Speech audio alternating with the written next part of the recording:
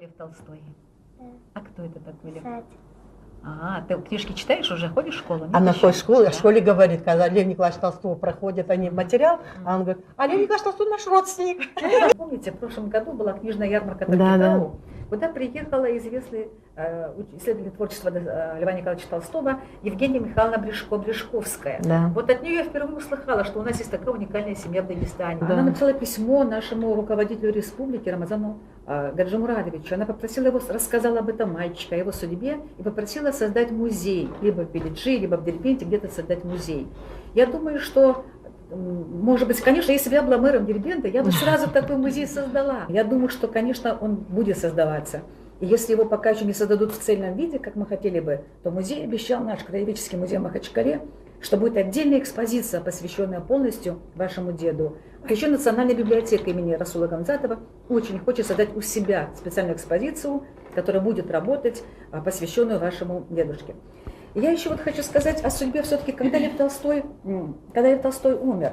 Как дальше сложилась судьба вашего деда? Когда он был в этой процессе, все время он интересовался, куда, вот с какой станции. Софья Андреевна послала его, узнайте, с какой станции он билет взял и куда он направился. Это тоже был дедушка. Он узнал, с какой он станции отъехал. То есть вы говорите Да.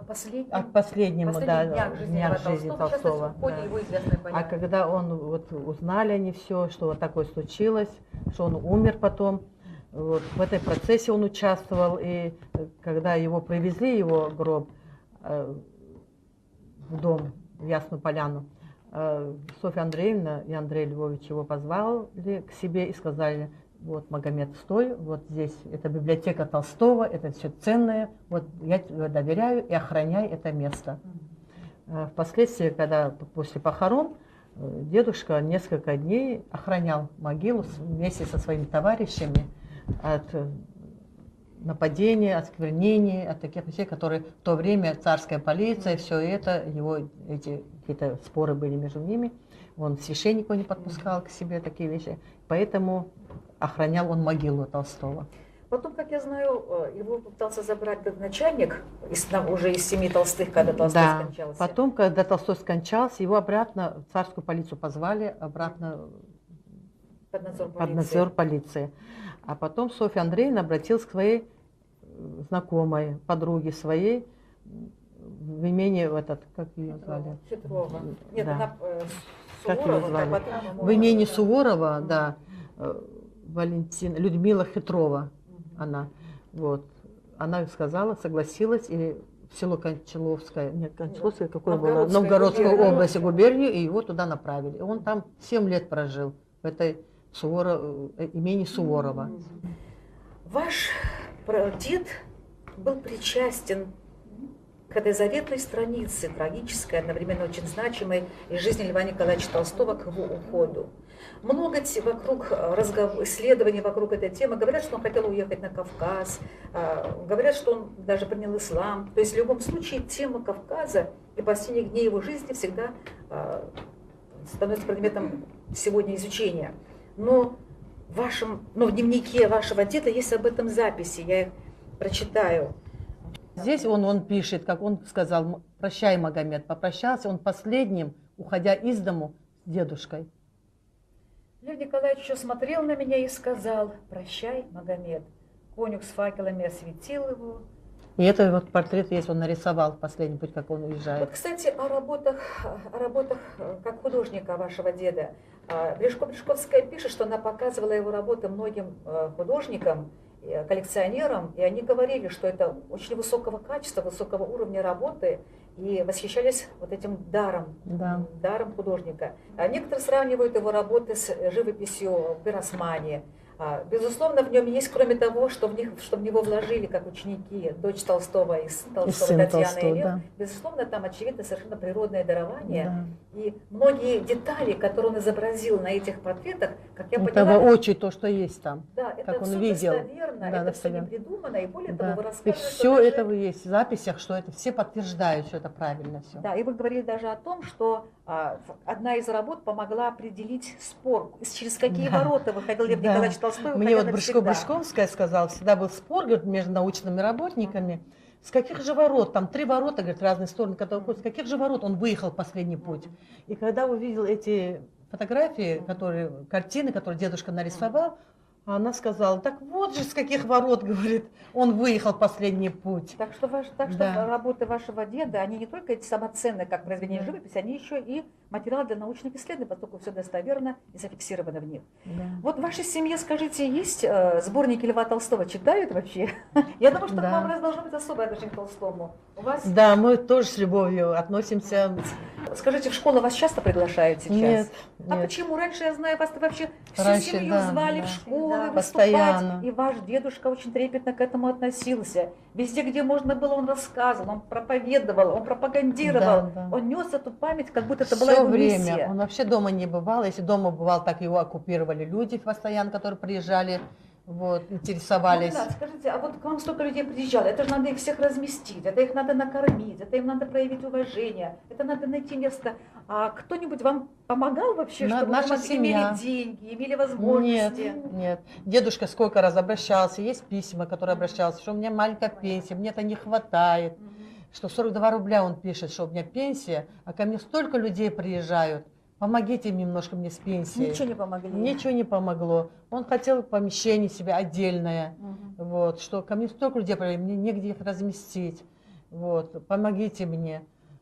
Вот Точно очень так же жаль, да. остались эти письма безответными. Мне очень жаль, что мы не можем. что государство-то не понимало значимость Да. и не помогало, потому что только из вашего дома можно было бы сделать такой вообще центр туризма, Да. такую мекку литературную и такую мекку духовного становления, духовного развития, что это просто неоценимо. Я очень надеюсь, что все-таки все это будет востребовано и в республике, обязательно будет музей, обязательно все, что связано с ним, будет надеемся. бережно храниться и пропагандироваться, потому что так же, как ваша семья, мы тоже хотим гордиться и знать о том, как Лев Толстой через судьбу вот этого мальчика тем самым выразил и свое человеческое величие, Уважение, и уважение любовь к к Дагестану, и Дагестану, любовь к к Кавказу. Кавказу. Не только в своих Да. книгах Хаджи Мурат, но вот этим вмешательством. вот Он таким вот много судьбой вложил в этого мальчика. мальчика. Я очень надеюсь, что все-таки все это будет востребовано и в республике, обязательно будет музей, обязательно все, что связано с ним, будет надеемся. бережно храниться и пропагандироваться, потому что так же, как ваша семья, мы тоже хотим гордиться и знать о том, как Лев Толстой через судьбу вот этого мальчика тем самым выразил и свое человеческое величие, Уважение, и уважение любовь к к Дагестану, и Дагестану, любовь к к Кавказу. Кавказу. Не только в своих Да. книгах Хаджи Мурат, но вот этим вмешательством. вот Он таким вот много судьбой вложил в этого мальчика. мальчика. Уникальные вещи, которые были вам переданы семьей Льва Николаевича Толстого. Да. Вот расскажите, что это за шкатулочка, и что в ней было? Эта шкатулка, дедушка рассказывал, что эта шкатулка ему подарила Софья Андреевна. Здесь были мармелади, Так, конфеты, сладости, конфеты. да, конфеты. Вот, он такой красивый, красочный, яркий, жар птицами, такой красивый очень сундучок. Реставрировать надо кувшин, который Да. подарила ему Татьяна Львовна, это дочка Лева Николаевича Толстого. В этом кувшинчике был шербет. Вот как? Да. Это Сильно со слов восточный дедушки, царство. который мы знаем. А вот здесь Сколько я вижу времени? еще пачку писем. Да. Это Эти желтейшая письма, пачка. вот это письмо Мгм. Андрея Львовича, который написал сын Толстого, дедушки. То Ему есть шли сыновья письма, и сыновья. дети Льва Да. Толстого поддерживали потом отношения с дедушкой. Они писали ему письма. А кто именно? Значит, Андрей, сын. Я видела, читала, что Лев Львович, Лев Львович, да, Софья Татьяна, Толстая. Софья Толстая. Вот они все его вот дети, он вот видите. летопись биографии, Да. описание происхождения Да. предков Толстых. Это он составил? Да, сам это лично? вот дедушка составил. Слушайте, как потрясающе, какое бережное отношение, Да. какое чувство кровного единства с этой семьей. Конечно, Очень. он удивительно благодарным был человеком. Очень, видимо, очень вообще. благодарен был Толстому, что он в его жизни встретился и дал ему такой жизненный путь. Он сам тоже, говорит, Лев Николаевич Толстой был очень простым, отзывчивым человеком. Все с просьбами, пожеланиями подходили все. И никто не уходил, говорит, оттуда без удовлетворения. Всем он что-то давал, что-то подскажет. У кого-то какое-то желание есть, что-то так делать или не делать. Все к нему подходили, он всем все говорил. Там было, говорит, дерево бедных называлось во Что дворе за дерево Толстого. бедных? Это дерево такое было, и возле дерева скамеечка. И вот это, возле этого дерева всегда собирались крестьяне, которые подходили к Леву Николаевичу Толстому с просьбами. вот, чтобы говорить какой-то, или жалобами каким-то. И он выходил, Да, и он как выходил съел. обязательно, он никого, говорит, без внимания, говорит, не оставлял. Всех не просьбы он выполнял. Кому чем помочь, он обязательно, говорит, помогал. Вот, его никого он не отпускал, говорит, так. День рождения Толстого, когда было, это со слов папы, как бы сам он рассказывал. Вот. Толстого день рождения, когда было, ну, крестьяне все же приходили, там письма, город, письма, вот эта сам Софья Андреевна сидела, позвала дедушку, и сидели, разбирали, ну, самые главные такие письма, какие вот можно было прочитать вот ему. И они сидели, разбирались, дедушкой помогал. Ну, он как дедушка член ей, семьи, он да. все вот в доверии Вот. был, он так как... И разбирали они эти письма, какие можно сейчас прочитать, какие можно потом прочитать. И вот, тогда кому что и ответить. кому, Да. да, как ответить. Слушайте, это же удивительно. Я вот сейчас могу прикоснуться к вам, а через вас прикоснуться к Льву Толстому, потому что ваш дедушка был в доме, сидел рядом, говорил Да. с ним. Окружение даже Толстого, не только что сам Толстой, все таким уважением, и разговаривали с ним не как с ребенком или с мальчиком с Кавказа, что они разговаривали на равных с ним. Вы Да. так увлеклись вот Да. Толстой, и что немножко подзабыли о самом, Да, спросить о его семье. одна из дочерей жива, в Бележах живет она мать героиня. То есть у Магомеда 11 было детей. 3 дочери и один сын. Одна из Отец дочерей это жива. наш отец Так. и 3 дочек. Была Рукоят дочка, Мгм. Муслимат и Переханум. Вот. Все дети вот умерли, вот одна Переханум живая. Ей 83 года, живет она в Бележах. Мгм. Она мать-героиня, 11 детей Детей у нее. Один умер, вот 10 живые Вы остались. знаете, так приятно, что я Да. слышала от Бришко-Бришковской о замечательном молодом человеке из вашей семьи. Шамиль, это ваш сын? Это мой сын. Он в прошлом году по Мгм. приглашению Бришко-Бришковской Евгении Михайловны Мгм. был в Москве. Мгм. Вот, там презентация книг была, и заодно представила она, чтобы Шамиль рассказал о дедушке. Мгм. И, конечно, все ошарашены были, что до сих пор о нем, о дедушке, никто не знает. Мгм. Вот, они все заинтересовались, и до сих пор Шамилю пишут. Мгм. После вот этой конференции они все поехали в Тулу, Мгм. в Ясную Поляну. И Шамиль посетил могилу Толстого, был музей Толстого, есть фотографии. Сейчас интерес к личности вашего деда усиливается в литературном мире. На этой конференции в прошлом году, которая состоялась, посвященная юбилею Софьи Андреевны, выступила сама Евгения Михайловна с докладом о вашем дедушке, судьба его очень заинтересовала Это всех. в мае месяце, да? Да. Потом вышла книга, есть книга Маркина, как я поняла, повесть, вернее, сборник рассказов, где есть рассказ в том числе о вашем дедушке. Это Геннадий Маркин, по-моему, 100 экземпляров книги вышло, тоже редкость.